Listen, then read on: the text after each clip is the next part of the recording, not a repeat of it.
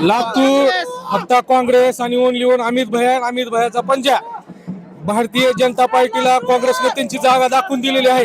या ठिकाणी देवेंद्र फडणवीसची सभा झाली, अजित पवारची सभा झाली, पण एकट्या अमित भैयाला 6-7 जण आले या ठिकाणी भिडायला, पण अमित भैया एकटाच वाद सगळ्यावर काफी पडलेला आहे. बीजेपी पक्षाने जी टीका केली, साहेबांवर जी टीका केली, त्याचा किती परिणाम?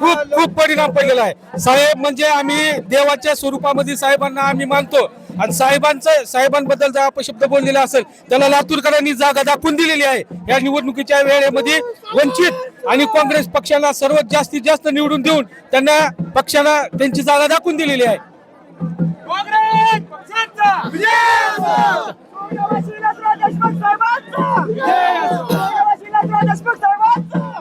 संपूर्ण महाराष्ट्रामध्ये एक मुख्यमंत्री, 2 उपमुख्यमंत्री, अनेक कॅबिनेट मंत्री आणि या जिल्ह्यातले 4 आमदार असताना अमित भैयांनी एकट्याने दाखवून दिलं की हे विलासरावांचा गड आहे, अमित भैयाचा गड आहे आणि इथं काँग्रेसचा गड आहे. हा कुठेही या भाजपाला थर लागू देणार नाही.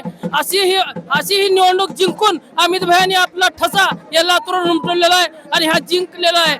ज्यांनी विलासरावांचं नाव पुसण्यासाठी निघाले होते त्यांचं नामनिशान या ठिकाणी अमित भैयांनी पुसून टाकलाय आणि हे मोठं यश आहे. यापुढे वंचित बहुजन आघाडी आणि काँग्रेस मिळून संपूर्ण महाराष्ट्रामध्ये विजयाची पताका लावणार आहे. धन्यवाद.